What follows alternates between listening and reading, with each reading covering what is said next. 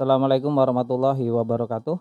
Jumpa lagi di channel Dr. IT Bird Farm, channel yang konsisten akan membahas tentang perawatan murai batu lomba dan penangkaran dunia burung.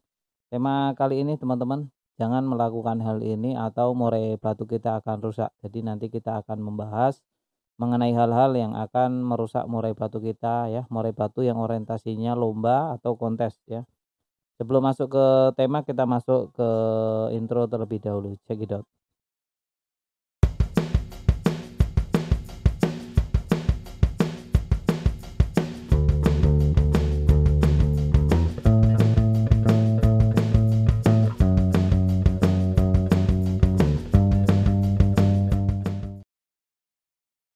Nah, tema kali ini tentang hal-hal yang menyebabkan murai batu kita rusak, teman-teman. Jadi, sebaiknya murai batu kita jika memang orientasinya untuk lomba, kita harus benar-benar memahami metode manpack. Ya, ini ada 5 konsep.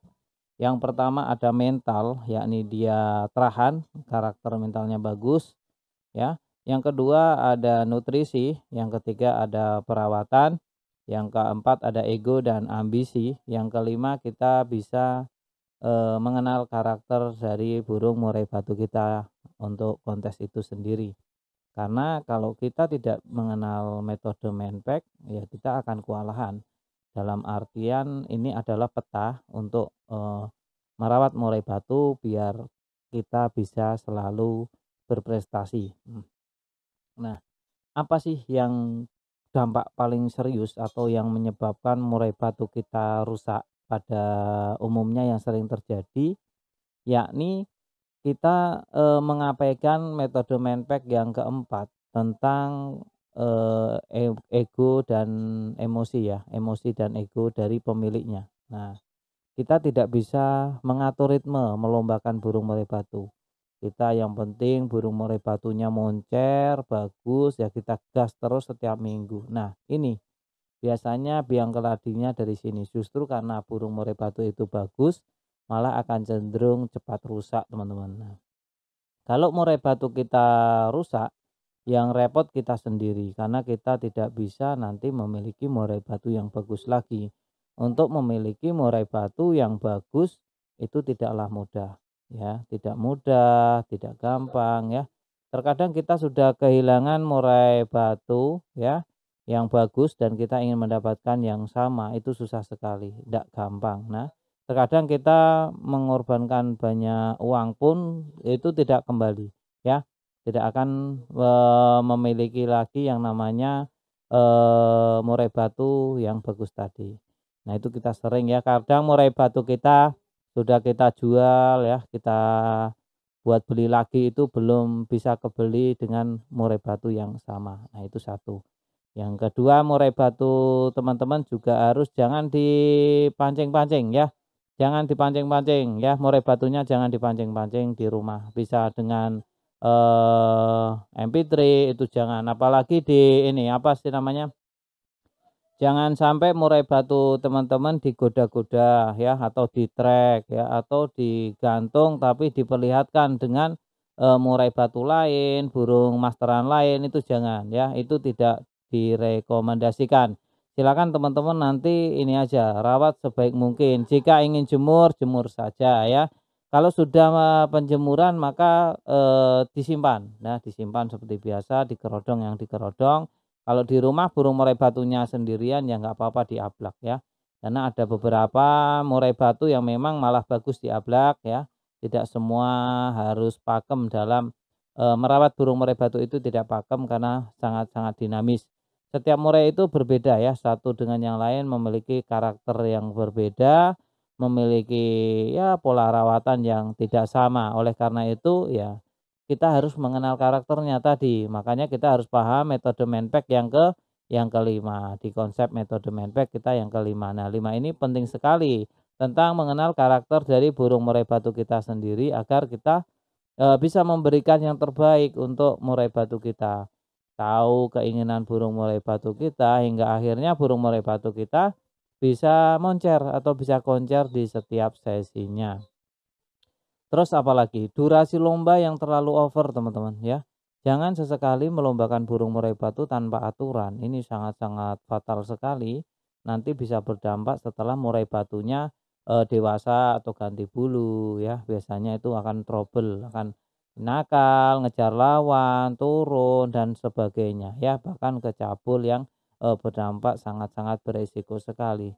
Lantas bagaimana cara kita menangani murai batu tadi yang sudah rusak? Biasanya untuk merawat murai batu yang rusak itu ekstra ya, ekstra, lebih ekstra lagi. Jadi yang harusnya tidak melakukan apa-apa, kita harus terapi ini, itu, ini, itu. Nah, ini akan memakan waktu lagi, pikiran, tenaga, biaya ya.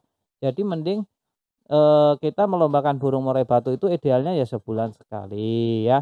Cukup sebulan sekali saja kita dalam melombakan, biar dalam sebulan itu ada 2 minggu untuk pemasteran, 2 minggu selanjutnya untuk pemasteran ganti ya kan. Jadi di sebulan itu kita bisa memasteri dengan cukup 2 burung saja, burung pemasteran.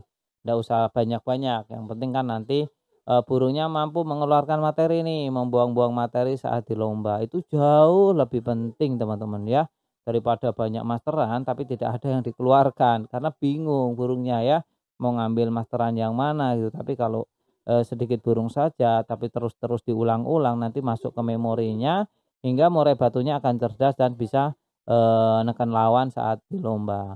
Tinggal kita bagaimana kita memilih pemasteran yang cocok untuk murai batu kita ya. Kalau sudah cocok juga oke ya, teman-teman. Nah, itu yang perlu dipahami. Jadi nggak usah, khawatir untuk pemasteran, nggak usah banyak-banyak, ya sedikit sedikit saja. Murai batunya juga tentu akan, mudah dipahami oleh murai batu itu sendiri. Nah, itu ya teman-teman ya. Terus murai batu teman-teman juga soal tenaga nih, tenaga kalau teman-teman tidak ada penjemuran, teman-teman cukup, kalau nggak ada umbaran, teman-teman cukup jemur kerodong ya. Jemur kerodong bisa menambah tenaga ya, menambah stamina. Nah, itu mungkin yang teman-teman perlu pahami. Nah, untuk, menjemur burung murai batu dengan menambah stamina tenaga pun jangan terlalu lama, kita juga harus memahami karakternya tadi. Kalau belum pernah jemur ya, harus bertahap, mulai dari, sebentar dulu ngelihat situasi dari, burungnya bagaimana, kondisinya ya kan. Tapi kalau sebentar udah loncat-loncat ya segera diangkat. Udah sesimpel itu sebenarnya merawat burung murai batu, teman-teman. Yang terpenting, jangan sampai murai batu kita itu gacor di rumah. Saya berbicara umumnya burung murai batu, tidak berbicara khususnya ya, berbicara tentang umumnya. Jadi kalau punya murai batu teman-teman tidak umum ya, silahkan disebelahkan ya, karena saya, berbicara tentang, umumnya, pada umumnya, umumnya burung. Nah, jadi karena memang ada burung murai batu di rumah gacor, di lapangan gacor ya, tapi itu bagian dari, yang sedikit, bukan yang umum ya, bagian yang sedikit, minoritasnya. Saya berbicara tentang mayoritas. Terima kasih teman-teman ya sudah sampai sejauh ini, kita masuk ke penutup. Yang terpenting murai batu teman-teman jangan sampai digeber dalam perlombaan, karena itu berdampak fatal dan mengakibatkan murai batu teman-teman menjadi rusak. Kalau sudah rusak repot urusannya. Kita masuk ke penutup.